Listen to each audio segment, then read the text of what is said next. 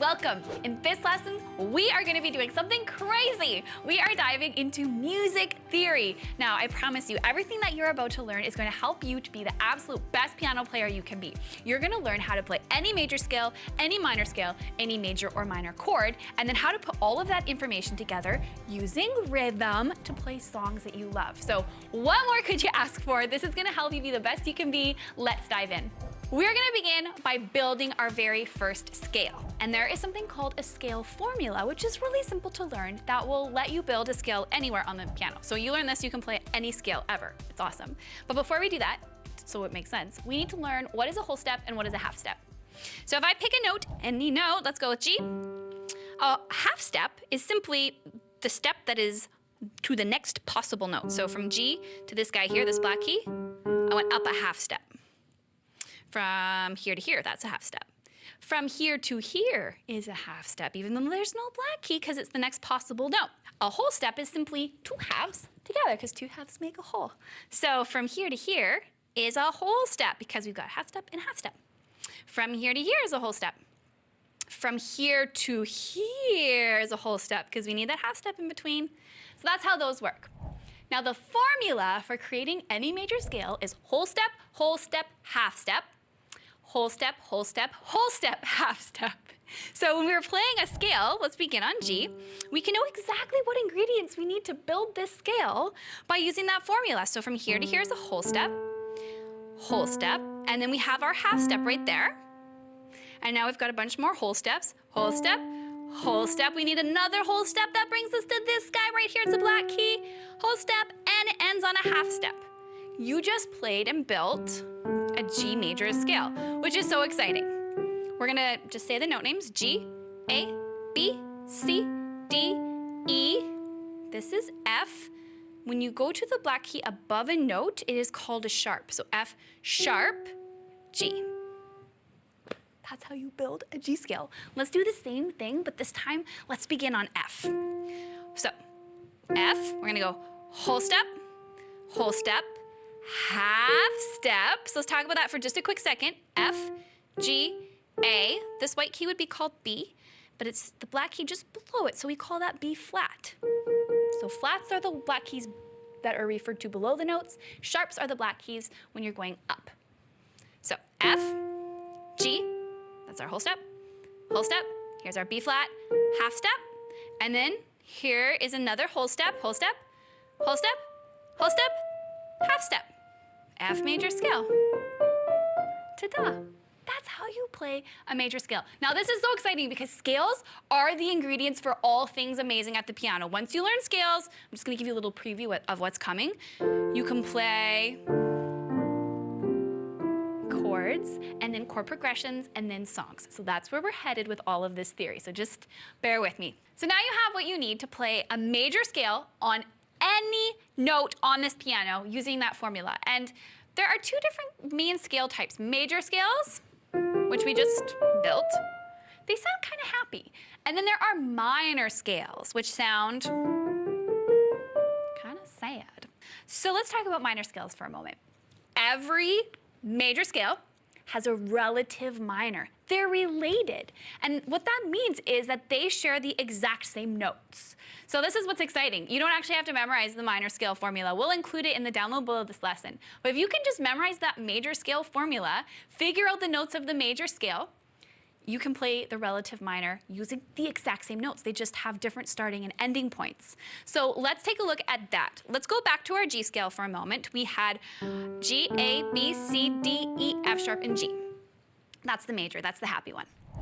The relative minor of any major can be found by going down 3 half steps from the first note of the major scale. So the first note is G, and we're gonna go down 3 half steps. 1, 2, 3, boom. The relative minor of G is E. So now we're gonna take the exact same notes that we played in our G scale, which were all white keys except for the F, that one was a black key.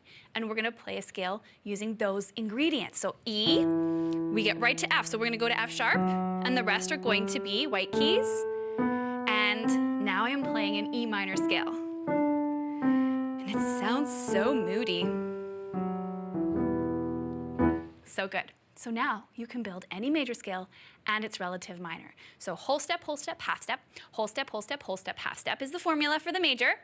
Go down 3 half steps from that major note to find the relative minor, and then use the exact same ingredients that you used in the major scale, and you'll be able to play at that minor scale. It gives things just like a sad sound. And you've got it. You've got your scale theory down. All right, next up we have chords, and this is where things get so exciting because the scales are gonna give us the ingredients we need to play the chords, and once we learn chords, we can play chord progressions, and then we can play songs. Yes, okay, so let's go back to our G scale for just a moment. You already know the ingredients. So in order to build a chord, you're gonna use 3 notes. I'm gonna start with G, and I'm gonna play my thumb and my middle finger and my 5 finger. And if you're new to the piano, this shape can feel really complicated at first, and your fingers might try to like smoosh down the wrong way. Just give yourself time and patience. Wrist up, 1, 3, and 5. That's called a triad.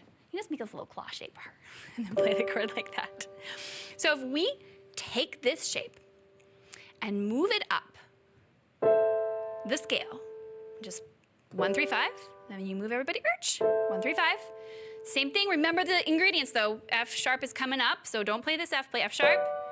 And you move it up, you move it up some more, and you keep going. You're just building the shape on every note. You've just played all of the chords that belong to the G major scale, and they all sound good together. Happy G. I call happy G. It's actually just a G major chord. So let's take a look at this chord. Major chord has a formula 2, so let's talk about it. So the distance between the first 2 notes, 1, 2, 3, 4 half steps.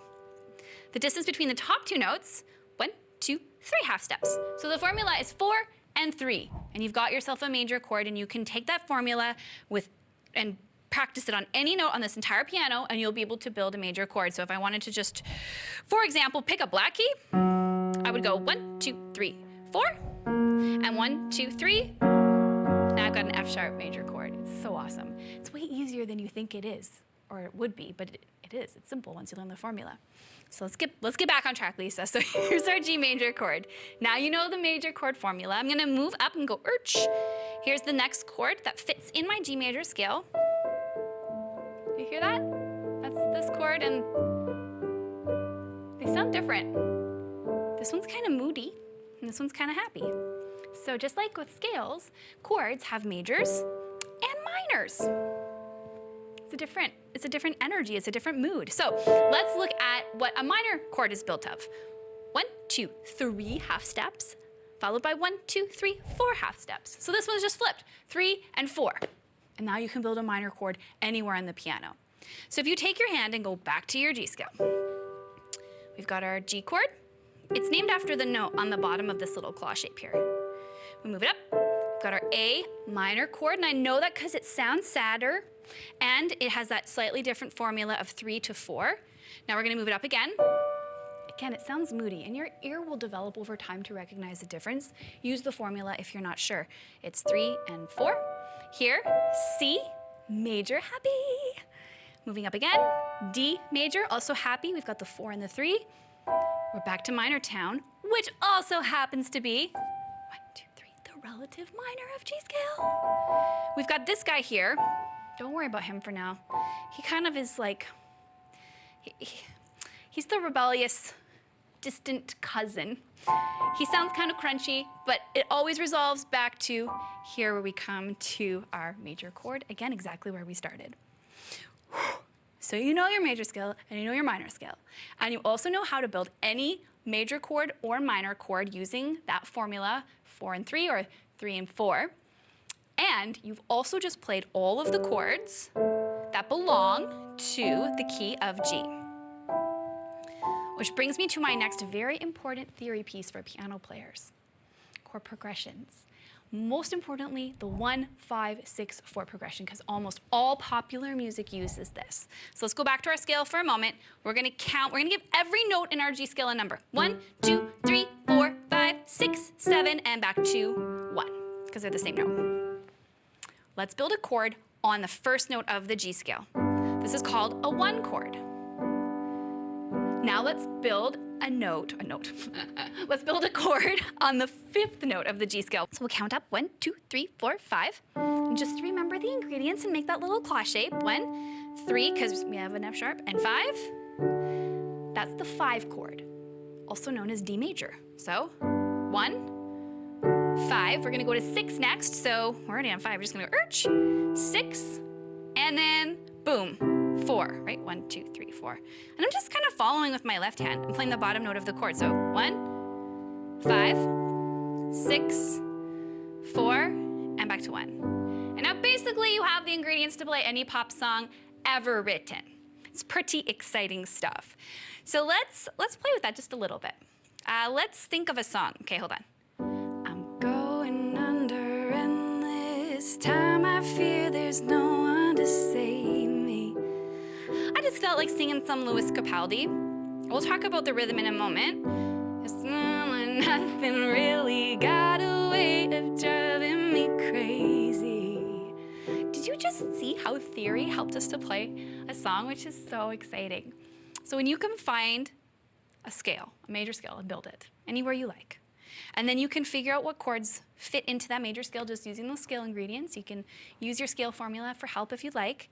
And then you can find the 1, 5, 6, 4 of that scale. You're ready to play a song in that key. And you can play those in different orders. You could start on the 6, and then you could go to the 1, and then you could go to the 5, and then the 4. Now it sounds like a more sad pop song, right? You have so many options. So the final thing I wanted to look at here with you is rhythm. And this is a really important theory thing, and I think, especially as piano players, this can get a little bit overlooked. And it doesn't have to be complicated. So think of someone you loved for a moment. I'm going under, and this time I fear there's no one to save me. So I'm gonna count 1, 2, 3, 4, and it fits. This all or nothing really, 1, 2, 3, 4. So this is called 4/4 time. So we get 4 beats per measure, and that's how the music is felt. 1, 2, 3, 4. 1, 2, 3, 4. So what I can do with my chord progression skills is I could play a chord like this. I'm playing 4 chords per measure, so it's gonna sound like this. I'm going under, and then I'll move. Time to, I forgot the words. 1 to save me. 3, 4, 1, 2. And what I'm doing here is I'm playing what's called quarter notes. So a quarter note gets 1 beat per, I can't sing and play at the same, sing and play. See, I can't even talk about talking about playing and talking at the same time without getting confused. Okay. So a quarter note gets 1 beat in 4/4 time. So we were just filling these little measures up with 4 beats each. 2, 3, 4, change. 2, 3, 4. Now we're gonna change. 2, 3, 4, and change. 2, 3. We're playing quarter notes. Now I could play something called a half note, and a half note equals 2 beats. So now instead of playing 1, 2, 3, 4, I'm gonna play and hold. 1, 2, 3, 4. 1, 2, 3, 4. 1, 2, 3, 4. 1, 2, 3, 4. So I play and hold that chord for 2 beats, and it's a half note now. We could also do whole notes, and a whole note equals 4 beats. So we could do this. 1, 2, 3, 4. 1, 2, 3, 4.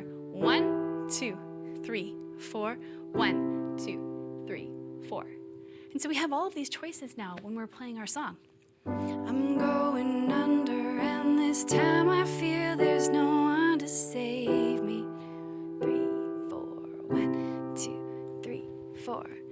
This all or nothing really got a way of driving me crazy. I need somebody to heal. So you have choices now. So you know what a quarter note is. It equals 1 in 4/4 time. And a half note equals 2. And a whole note equals 4. There are other note values, which we have lessons on. We can link below here talking about note values and music theory. But I wanted to just give you a little bit of an introduction into rhythm as a part of this theory lesson, because I think it's really important to be able to count. I think at the end of the day, that's the most important thing, is to develop language around counting. 1, 2, 3, 4. You can hold notes for more than one beat, and that is what will give you the ability to really express yourself as you're playing. So there you go. That's some piano theory that's really gonna help you out.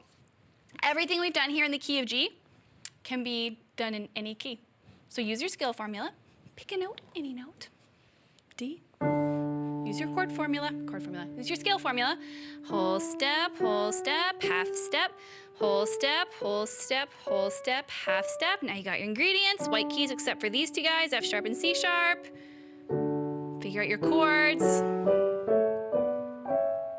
Find your 1, 5, 6, 4. Play around with different rhythms. The sky is the limit, my friends. So I hope that this lesson has been helpful. If you have any questions, please don't hesitate to comment below, and happy practicing.